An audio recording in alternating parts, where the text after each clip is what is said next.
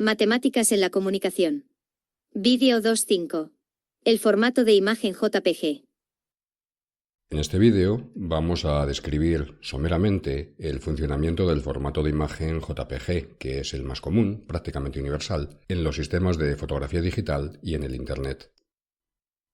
Las técnicas digitales en el tratamiento de la imagen han popularizado enormemente la fotografía. A todos nos gusta mucho hacer fotos con la cámara digital o con el teléfono móvil y acumulamos y distribuimos una enorme cantidad de imágenes. Esta bonita mata de prímulas que hemos encontrado en un paseo por el campo. Claro, acumular tal cantidad de fotografías tiene un precio: el espacio que requiere almacenarlas y el tiempo que requiere transmitirlas. Esta imagen, en formato básico, BMP, ocupa 1,87 megabytes, una cantidad enorme de espacio. La misma imagen, ahora en formato JPG. No se aprecia ninguna diferencia entre ellas y, sin embargo, sí hay una diferencia considerable en cuanto a cómo están almacenadas en la computadora y en el espacio que ocupan. En este caso, 158 kilobytes, 12 veces menos, y sin pérdida apreciable de calidad. Por esta razón, muchas cámaras fotográficas incorporan este formato, almacenan directamente las tomas como imágenes JPG. ¿Cómo se consigue esta reducción? ¿Cómo almacena JPG los datos de una fotografía? Lo hace utilizando técnicas de compresión. Recordemos de los vídeos anteriores de esta tanda que existen dos tipos de compresión, sin y con pérdida. En la compresión sin pérdida, como su nombre indica, no se pierde nada de la información que se codifica, solo se escribe de la forma más concisa, más corta posible. Pertenecen a esta categoría los algoritmos de Huffman y de Lempel-Zip que hemos visto en los vídeos anteriores, 2.3 y 2.4. Ahora bien, esta forma de compresión es insuficiente para muchos tipos de archivos, esencialmente para los llamados multimedia, imagen, vídeo, audio. Para estos se recurre a las técnicas de compresión con pérdida. También, como su nombre indica, ahora en el proceso de codificación se pierde parte de la información. De este modo puede comprimirse más, claro, pero con un coste, que es perder parte de la imagen o del sonido. La gracia está en diseñar algoritmos de compresión que pierdan en las partes lo menos relevantes posibles. De este modo salvamos los datos más importantes y el resultado final mantiene una buena calidad. JPG es uno de los métodos mejor logrados en este sentido, como lo prueba el hecho de que, a pesar de que tiene más de 30 años, fue introducido en 1992, sigue siendo prácticamente universal en compresión de imagen. El sistema permite seleccionar la tasa de compresión que deseamos y los resultados son sorprendentemente buenos en comparación con la cantidad tan pequeña de datos que requiere almacenar. ¿Cómo lo hace? Queremos identificar la información menos relevante de una imagen, a la que el ojo humano es menos sensible, y ser capaces de separarla de la importante. Nos basaremos en criterios psicovisuales para seleccionar los aspectos menos relevantes, los aspectos de los que podemos prescindir. Y en técnicas matemáticas para discriminar de entre todos los datos de la imagen cuáles corresponden a factores importantes y cuáles corresponden a esos factores prescindibles. Finalmente, también usaremos una codificación de Huffman para comprimir aún más los datos que hayamos seleccionado como importantes. Empecemos tratando de cómo funciona la visión, de la luz y del color. Sucede que mediante la visión recibimos una cantidad ingente de información que el cerebro tiene que procesar de manera instantánea para extraer los datos relevantes. Para optimizar el proceso, el cerebro discrimina. Da más importancia, es más sensible a un tipo de datos y da menos importancia o incluso descarta otros. Estos datos poco importantes son los que JPG va a identificar para prescindir de ellos. En nuestro caso, la imagen de la que partíamos, una imagen BMP en color. Se descompone en 3 copias en los canales rojo, verde y azul, lo que se conoce por sus siglas en inglés RGB. Superponiendo las 3 copias, obtenemos la imagen a todo color. En cada uno de los canales hay solo intensidad de luz, en ese color. En cada píxel de la imagen se mide la intensidad de la luz en cada uno de esos 3 canales. Estas intensidades se evalúan en una escala de 256 niveles, de 0 mínimo, negro, a 255 máximo, y se almacenan mediante 8 bits, 1 byte. Los 3 números asociados a cada píxel son sus coordenadas RGB. En el formato de imagen básico, BMP, la imagen entera se almacena como la secuencia de las coordenadas RGB de todos sus píxeles. Tenemos, pues, dos aspectos esenciales en la imagen: la intensidad de la luz o luminancia y la intensidad de color o crominancia. Ahora bien, sucede que nuestro sistema visual es mucho más sensible a la luminancia que la crominancia. En estas imágenes tenemos separados esos dos aspectos para la fotografía anterior. Por ejemplo, como se ve, la nitidez de la imagen proviene casi por entero de la luminancia. Por esa razón, cuando se va a procesar digitalmente una imagen, en lugar de usar el esquema RGB, es preferible, es habitual, separar luminancia por un lado y crominancia por otro, de manera que podamos tratar separadamente estos dos aspectos. Denotamos por Y la luminancia y por CR, CG, CB las crominancias. Claro, con 3 coordenadas ya identificamos un color, luego podemos prescindir de una de las crominancias, que deducimos de las otras dos y la luminancia. Es universal quedarse con la luminancia Y y con las crominancias azul CB y roja CR. Esto es lo que se llama el esquema YCBCR. La idea aproximada es que la luminancia es la suma de todos los canales RGB, la crominancia azul es la copia azul menos la luminancia, y análogamente, la crominancia roja es la copia roja menos la luminancia. ¿Los valores precisos que se utilizan? Son estos. Pasando al esquema YCBCR, no hemos ganado ni perdido información. Simplemente hemos hecho un cambio de coordenadas mediante una transformación afín que se puede invertir. Cada uno de los 3 nuevos canales exige un byte por píxel. Luego tampoco hemos ganado ni perdido nada en cuanto a la cantidad de datos que debemos almacenar. Simplemente hemos escrito las cosas de una manera conveniente para procesarlas. Una vez que tenemos los datos en este esquema, JPG comienza con la codificación y la compresión, y lo hace en 2 etapas. La primera únicamente afecta a la crominancia. Más adelante se llevará a cabo otra etapa que comprima en los 3 canales de crominancia y luminancia. Vamos ahora con la primera etapa, como decimos, exclusivamente sobre la crominancia. Es la llamada submuestreo.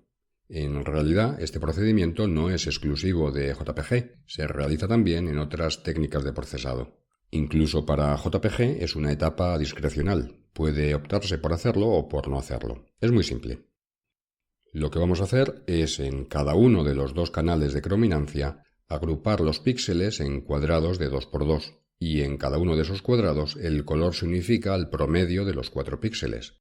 La luminancia no se toca. El efecto de agrupar píxeles en cuadrados se ve bien en esta foto, hacia la derecha. Visualmente el resultado es un pixelado de la imagen bastante característico, con una pérdida considerable de nitidez y de calidad.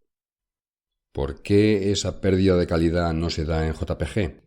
Pues porque ese pixelado solo se lleva a cabo en la crominancia, no en la luminancia, que es la responsable de la nitidez de la imagen. En todo caso, el resultado es dividir el volumen de datos de la crominancia por 4, luego el volumen total de datos de la imagen se queda en la mitad. Esta es la primera etapa de la compresión, muy fácil de entender. Para la segunda, que es la más importante, debemos hablar algo sobre la transformada discreta del coseno. Esta etapa se omite en muchas descripciones de JPG, quizá para evitar las matemáticas que involucra, pero en realidad es bastante simple y de hecho es el corazón de JPG. No vamos a entrar en detalles matemáticos profundos, únicamente vamos a contar las ideas que dirigen el proceso. El fundamento psicovisual en que se basa la segunda etapa de la compresión es el siguiente. Tenemos la imagen formada por píxeles. Quedémonos con un canal, la luminancia por ejemplo. De píxel a píxel se producen variaciones de luminosidad.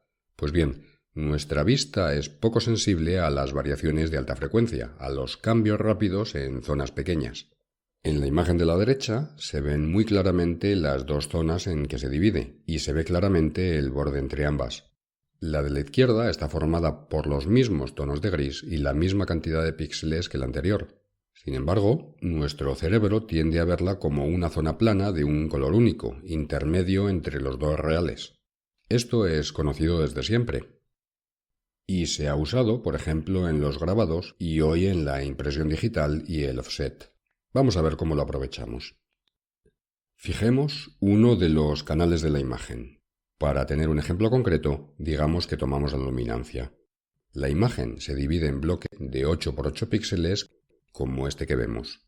El mismo proceso se hará en todos y cada uno de los bloques y en todos y cada uno de los canales.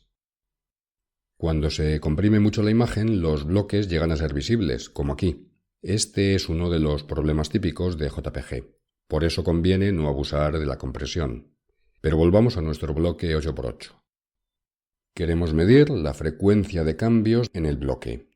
Problemas de este tipo, de estudio de frecuencias, son habituales en distintas áreas de las matemáticas y de la técnica, y están muy estudiados. Habitualmente el tratamiento se hace mediante funciones trigonométricas, como es el coseno. Para entenderlo mejor, empecemos poco a poco. Fijémonos solo en una de las filas del bloque que hemos elegido, la primera, por ejemplo. Vamos a representarla utilizando funciones coseno. El coseno es conocido seguramente desde los estudios de matemáticas en la secundaria. Aquí tenemos su gráfica. Se trata de una función oscilante. Oscila con una cierta frecuencia, que es 2π, es periódica de periodo 2π, y en cada oscilación toma todos los valores entre -1 y 1. Quedémonos con el intervalo 0π, donde ya toma todos esos valores entre -1 y 1. Queremos representar 8 píxeles, los de la primera fila del bloque del que partíamos. Vamos a dividir ese intervalo 0π en 8 subintervalos iguales. Podemos imaginar que el coseno, la gráfica del coseno si se quiere, representa la intensidad luminosa sobre cada punto del eje X, esa intensidad medida entre -1 y 1. Discretizando sobre los 8 subintervalos, esa intensidad luminosa nos proporciona un patrón de luminosidades como este. Este patrón depende de la forma en la que oscila la función coseno, que lo hace con una cierta velocidad. Pero podemos cambiar esa velocidad de oscilación. Si multiplicamos la x por 2, la variable del coseno avanzará el doble de deprisa, luego el coseno oscilará al doble de velocidad. Aquí lo tenemos, el coseno de 2 por x, su gráfica y el patrón de luminosidades que produce. Lo mismo podemos hacerlo multiplicando por 3, por 4, por 5, por 6, por 7. Podríamos seguir más adelante, claro, pero no es necesario. Como tenemos 8 píxeles en cada fila del bloque, empezando desde 0 con llegar hasta 7, veremos que será suficiente. En definitiva, 8 patrones, 8 modelos para la primera fila del bloque de píxeles, estos 8. Provenientes de las funciones coseno de 0 por x, coseno de 1 por x, hasta coseno de 7 por x. Hay muchas más posibilidades para esta fila, claro, no solo estas 8. De hecho, como cada píxel puede tomar unos 256 valores, en total hay unas 256 elevado a la 8 posibles filas. La gracia de estas que hemos encontrado es que se pueden combinar entre sí produciendo nuevas filas de 8 píxeles. Esto se hace combinando los cosenos de las que las han producido. Por ejemplo, podemos combinar el coseno de x con el coseno de 2x. Aquí tenemos una posible combinación de esas dos funciones, 0,5 veces el coseno de x más 0,5 veces el coseno de 2x. Esta operación produce una nueva función con su gráfica dibujada en rojo y por tanto un nuevo modelo de fila de 8 píxeles. El hecho interesante es que puede probarse que cualquier fila del bloque, cualquier combinación de 8 píxeles, puede obtenerse combinando adecuadamente los 8 patrones que hemos determinado a partir del coseno. Es decir, dada cualquier fila de 8 píxeles, existen coeficientes números T0, T1 hasta T7, tales que el modelo de luminosidades producido a partir de la combinación T0 por el coseno de 0x más T1 por el coseno de 1x hasta más T7 por el coseno de 7x es precisamente la fila de píxeles que queríamos. Todo esto lo hemos dicho sobre una fila del bloque de píxeles, pero exactamente lo mismo puede decirse sobre una columna, obteniendo otros 8 patrones de columnas también asociados a funciones coseno. En total, considerando al mismo tiempo tanto filas como columnas, obtenemos 8 por 8, 64 patrones de bloques de píxeles 8 por 8. Además, como tanto filas como columnas se obtienen de esos patrones maestros, resulta que cualquier bloque 8 por 8 puede obtenerse combinando adecuadamente estos 64 patrones, con los coeficientes adecuados, que dicen cuánto hay que poner de cada uno de esos patrones para obtener el bloque del que partíamos. Aquí los tenemos. Estos son los 64 patrones básicos para un bloque 8×8. Están ordenados de manera que de arriba abajo y de izquierda a derecha se pasa de patrones más planos a patrones con mayor frecuencia de cambios. Esta tabla viene almacenada en el programa JPG. Denotamos por P sub UV el patrón que está en la fila U y en la columna V, medidos U y V de 0 a 7. Este patrón procede de dos cosenos, el coseno de U por X en horizontal y el coseno de V por Y en vertical. Nuestro interés en todos estos patrones está en que, como hemos dicho, cualquier bloque B 8×8 puede obtenerse combinándolos, es decir, como una suma de los PUV con unos ciertos coeficientes TUV. Matemáticamente, esta combinación se lleva a cabo mediante los cosenos que dan lugar a los PUV. Luego, para almacenar en la computadora el bloque B, basta almacenar los coeficientes TUV que lo producen. Claro, el tema es, ¿podemos calcularlos? ¿Cómo? La respuesta es que sí. Podemos calcularlos mediante un procedimiento matemático conocido como la transformada discreta del coseno. ¿Qué significa? ¿Cuál es el proceso? Partimos del bloque B de 8×8 píxeles que queremos tratar. Este bloque corresponde a la luminancia de una cierta parte de la imagen. Esa luminancia se mide mediante números, que almacenamos en una matriz B de tamaño 8×8. Cada entrada de la matriz es la luminancia del píxel correspondiente. Ahora transformamos los elementos de la matriz B mediante esta fórmula que vemos en color azul. Esta es la transformada discreta del coseno de B. El análisis matemático, la razón matemática de esta fórmula nos llevaría demasiado lejos y no vamos a entrar en ello. Los oyentes familiarizados con la transformada de Fourier para funciones pares seguramente la reconocerán. Para los que no lo estén, bueno, no es importante. Basta saber que la fórmula existe, que es simple y que puede calcularse muy rápidamente. En definitiva, lo que estamos haciendo es esencialmente multiplicar los elementos de B por unos coeficientes que están precalculados y almacenados en JPG. En nuestro caso, para la matriz B de la que partíamos, hecho este cálculo, este es el resultado. Esta matriz T es la transformada discreta del coseno de la matriz B. ¿Y por qué nos interesa? Pues porque los elementos de esa matriz son precisamente los coeficientes que nos permiten obtener el bloque B combinando los patrones básicos.